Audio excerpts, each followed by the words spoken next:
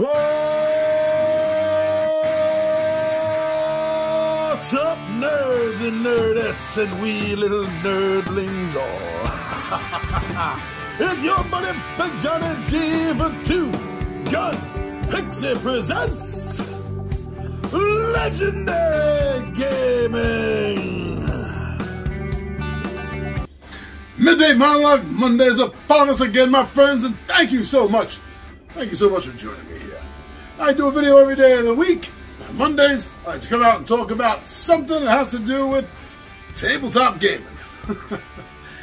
Today, I want to talk about a subject that many of you know is, well, dear to my heart. And I want to talk about what is out and what it is that you may be expecting to buy.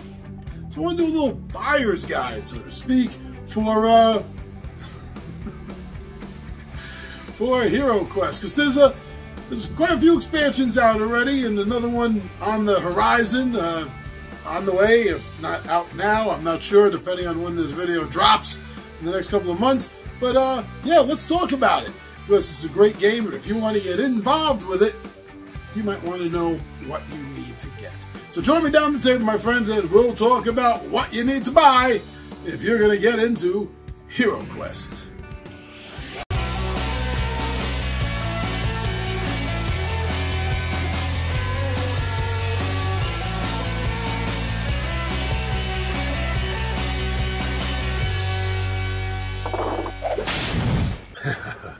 Yeah, I've been having fun with HeroQuest since the 80s when it first came out.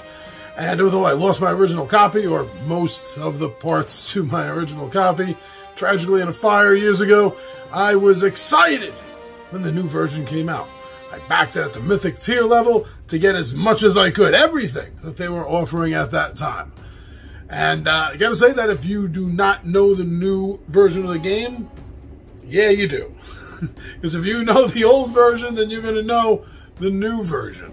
It really is the same game, rule-wise and everything. I covered this in a Brawling Board Games episode of HeroQuest versus HeroQuest, and it's the same game. They updated the pieces. All the pieces are now plastic pieces. They're instead of cardboard, held together by a plastic piece to shape it, if you know what I'm talking about. No, these are all plastic. They've also done gender swaps on some of the characters, although there are the original gender versions as well, but not in the core box. Not in the core box. So we'll get to that. And yeah, and it offers the core adventure quest book, which I believe is 14 parts. Now, if you have, and I highly suggest you do, if you have downloaded the free HeroQuest app, then you're going to know that there are a few extra adventures exclusive to the app, such as a Part 0, a Chapter 0, New Beginnings. You might want to play that if you want to go through the entire quest, the whole campaign. In fact, at the end of this video, I will give you the official order of the entire campaign, including the online extra stuff and where they fit in. So if you wanted to run the entire campaign from Part 0, A New Beginning, all through all of the quest books and all of the expansions with all of the online stuff, then yeah, the end of the video, that's where it's going to be. Now, the Mythic tier level, if you didn't back it originally, then this may be difficult for you to get. But it is a great addition to the game. With this, you're going to get some new heroes, brand new heroes.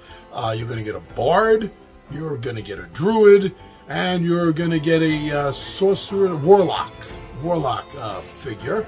And they each have their own cards and their own spells and their abilities.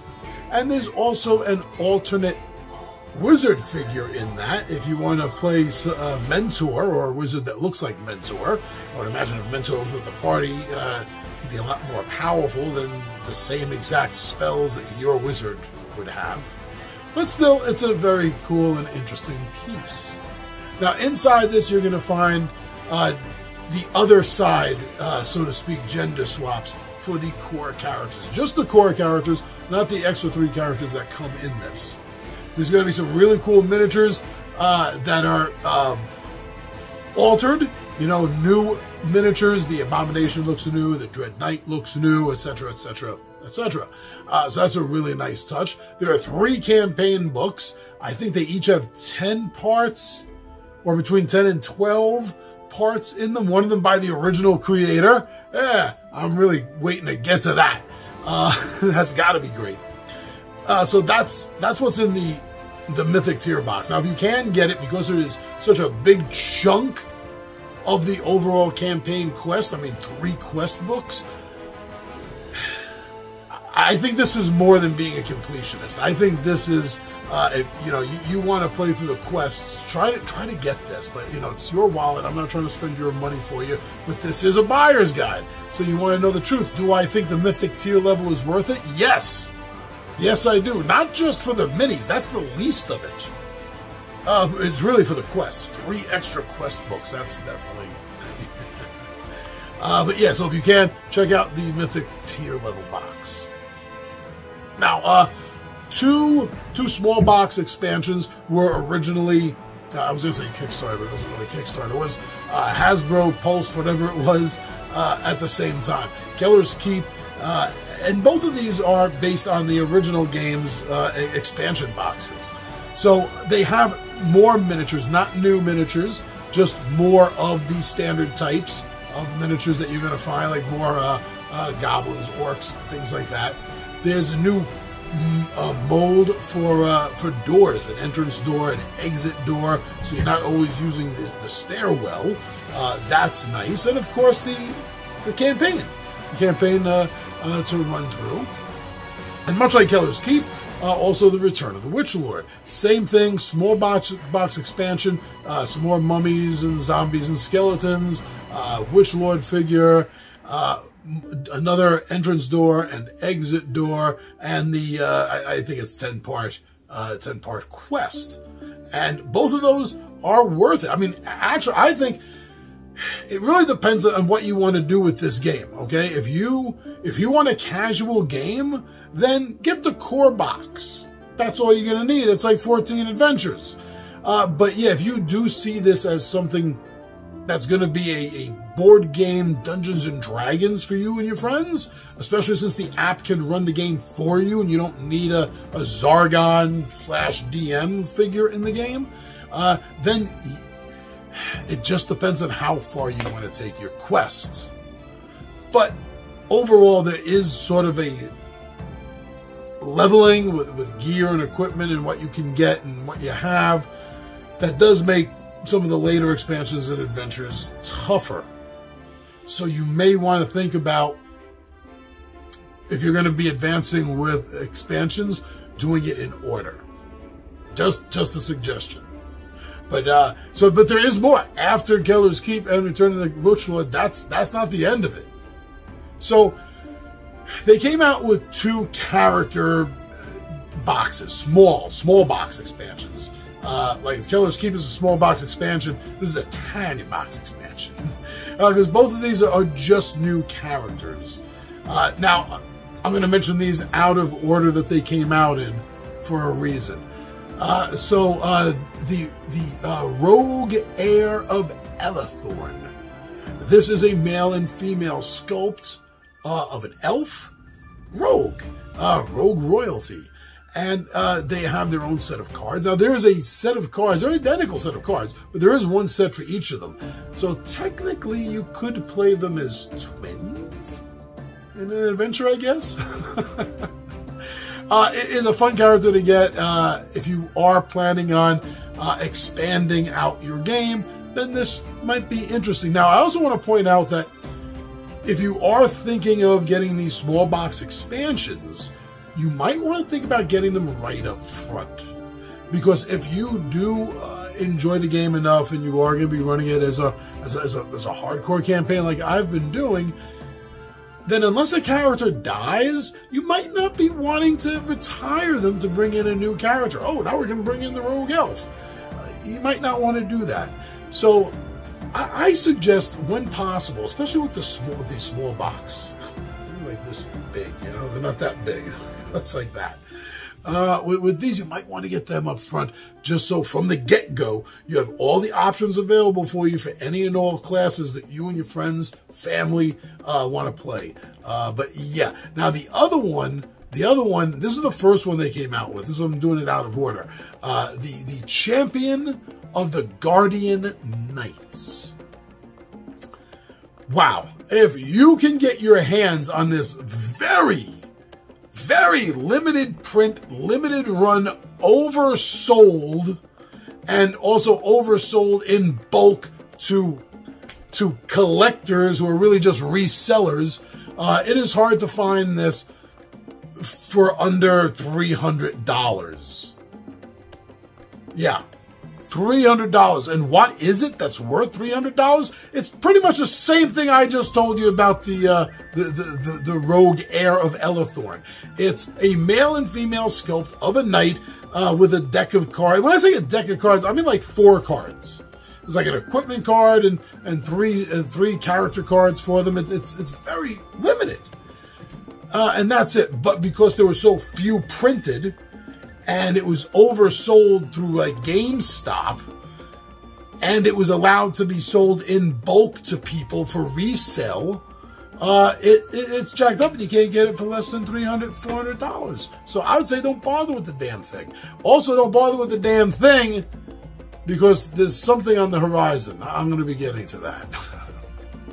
Now, Frozen Horror. This is a big box expansion. It is not as big as the core box, but it's bigger than like Keller's Keep, let's say. Almost twice as big, I think. I don't think it's quite twice, but almost. And this comes with a lot more options, obviously. It has more additions to the board. Yeah, change things up on the board. Not a new board, but things you can put on and add on to the board to make it look and feel new or newish, different than anything you've played before. It has a new hero with a new barbarian.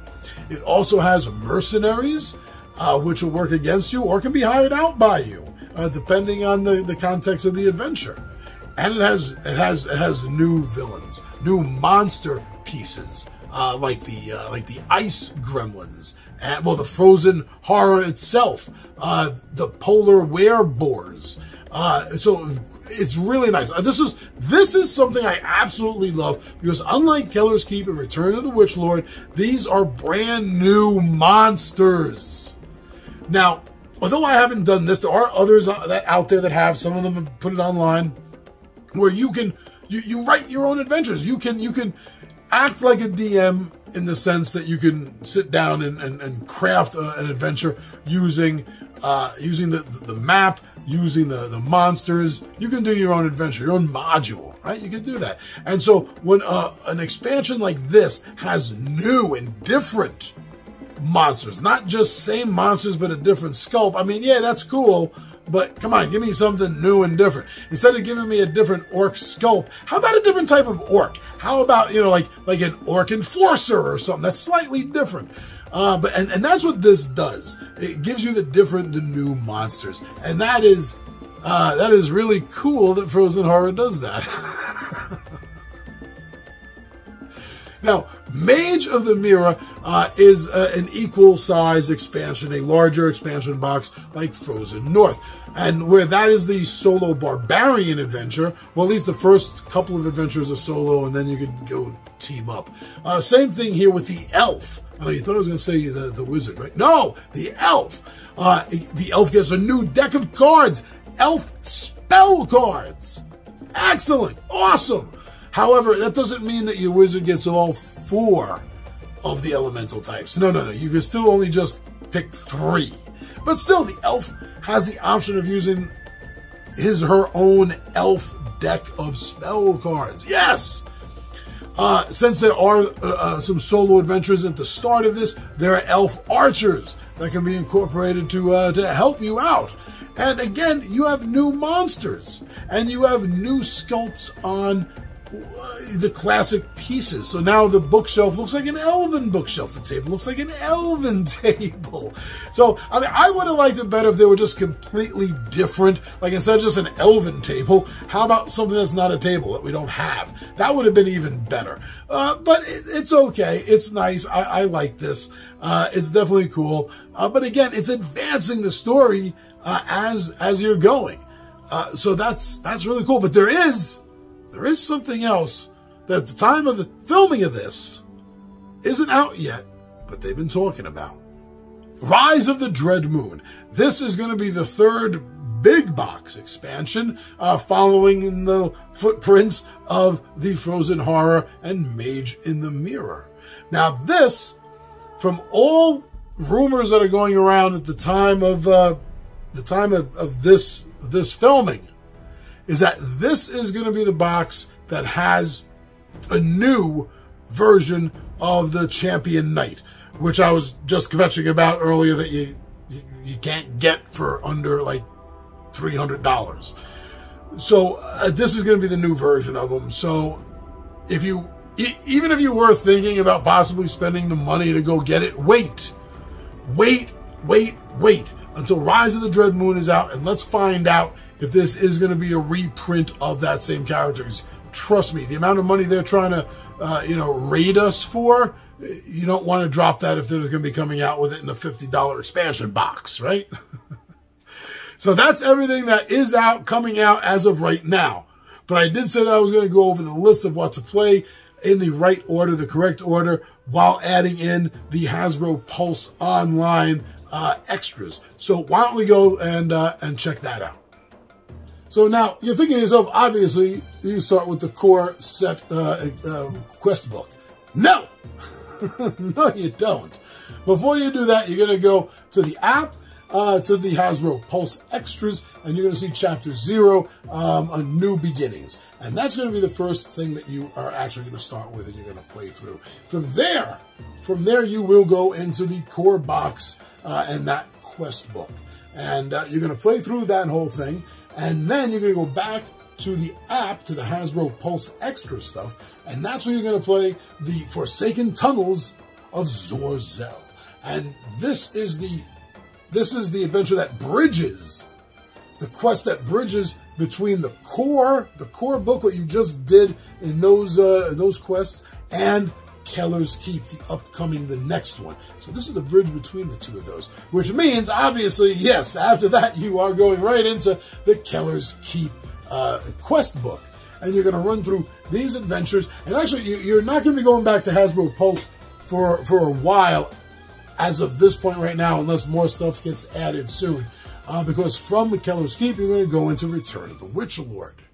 And you're going to run through those adventures. And then, if you have the mythic tier level stuff, that's when you're going to get into those adventures. And the first thing you're going to deal with is the Prophecy of Telos. And this is the adventure that's by Baker, who is the original creator of the game. So I'm really excited to get up to the Prophecy of Telos. After that, there's the Spirit Queen's Torment. And you're going to run through. This is by the new designer of the game, actually. So that's a nice little, juxtaposition, I think, between the original and the new.